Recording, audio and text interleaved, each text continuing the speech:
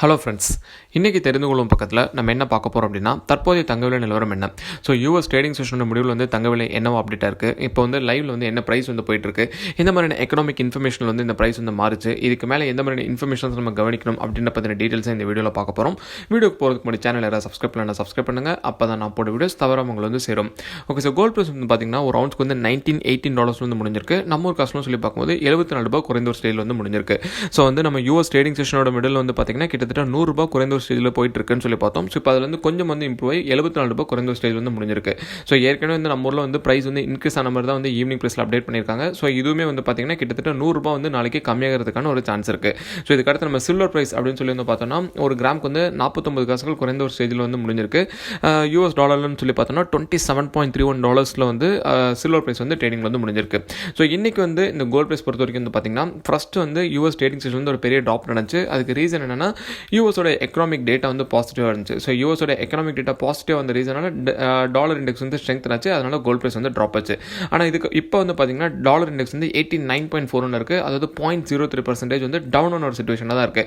So அதாவது 0.2% positive ஆனது பார்த்தீங்கன்னா இமீடியட்டாக வந்து அதாவது அந்த செஷன் போக போக வந்து கொஞ்சம் ட்ராப் ஆகி இப்போ வந்து நெகட்டிவான ஒரு சிச்சுவேஷனாக தான் இருக்குது. ஸோ என்ன ரீசனால டாலர் இண்டெக்ஸ் வந்து ட்ராப் ஆகி இந்த கோல்ட் ப்ரைஸ் வந்து கொஞ்சம் வந்து இன்க்ரீஸ் ஆச்சுன்னு சொல்லி பார்த்தீங்கன்னா நம்ம வந்து இந்த எலெக்ஷன் ரிசல்ட்ஸோட ப்ராப்ளம் இருந்துச்சு. அதாவது ட்ரம்ப் தான் வின் பண்ணணும் அப்படின்ற மாதிரி சில கொஸ்டின்ஸ் ஒரு ட்ரம்ப் சைட்லேருந்து கொஞ்சம் கன்சர்ன்ஸ்லாம் வந்து ரைஸ் பண்ணியிருந்தாங்க. பட் ஆனால் இப்போ செனேட்லேருந்து பார்த்தீங்கன்னா அது எதுவுமே கன்சிடர் பண்ண முடியாது, பிடன் தான் வின்னிங் அப்படின்ற மாதிரி ஒன்று அனௌன்ஸ் பண்ணிட்டாங்க. ஸோ பிடன் வின்னிங் ஆன போது வந்து பார்த்தீங்கன்னா கோல்ட் ப்ரைஸ் வந்து ரொம்பவே வந்து இன்க்ரீஸ் ஆகியிருக்கணும். பட் ஆக்சுவலாக வந்து இன்னும் அந்தளவுக்கு இன்க்ரீஸ் ஆகலை. ஸோ பிடன் வின்னிங்னு சொன்னதுக்கப்புறம் வந்து பார்த்திங்கன்னா ட்ரம்ப்போட சப்போர்ட்டர்ஸ்லாம் வந்து நிறைய ப்ரொட்டஸ்ட் வந்து ஆரம்பித்தாங்க வாஷிங்டனில். ஸோ அந்த ரீசனால் வந்து ஒரு லாக்டவுன் கொண்டு வரலாம் அப்படின்ற ஒரு பிளான் போயிட்டுருக்கு. ஸோ இதனால் எக்கனாமி வந்து கொஞ்சம் ஸ்டக் ஆகும்னு சொல்லிட்டு கோல்ட் ப்ரைஸ் வந்து எந்த அளவுக்கு ட்ராப் ஆச்சோ அதுலேருந்து கொஞ்சம் வந்து இன்க்ரீஸ் ஆகிருக்கு.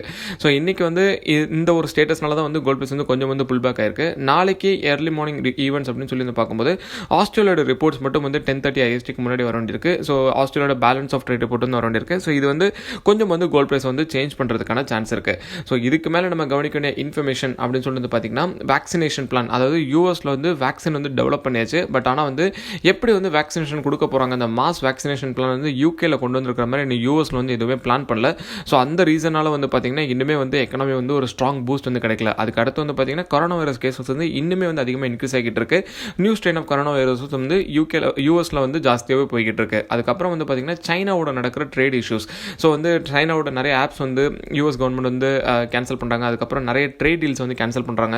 ஸோ இந்த ரீசன்ஸ்னால வந்து பார்த்தீங்கன்னா மறுபடியும் வந்து ட்ரேட் இஷ்யூ வந்துச்சுன்னா ஸ்டாக் மார்க்கெட் வந்து அகைன் வந்து ட்ராப் ஆகும், கோல்ட் ப்ரைஸ் வந்து இன்க்ரீஸ் ஆகிறதுக்கான சான்ஸ் இருக்குது. ஸோ நாளைக்கு டேயில் பொறுத்த வரைக்கும் வந்து ப்ரைஸ் வந்து மறுபடியும் வந்து $1,900 கீழே போகுதா இல்லை வந்து $1,950 நோக்கி போகுதா அப்படின்னு வந்து நம்ம பொறுத்து தான் பார்க்கணும். ஸோ எப்படி போகுது அப்படின்ற டீட்டெயில்ஸ் நம்மளோட அடுத்தடுத்த வீடியோஸ் வந்து பார்க்கலாம். இந்த வீடியோ உங்களுக்கு பிடிச்சிருந்துச்சுன்னா லைக் பண்ணுங்கள், உங்கள் ஃப்ரெண்ட்ஸ்க்கும் ஷேர் பண்ணுங்கள், சேனலை மறக்காமல் சப்ஸ்கிரைப் பண்ணுங்கள்.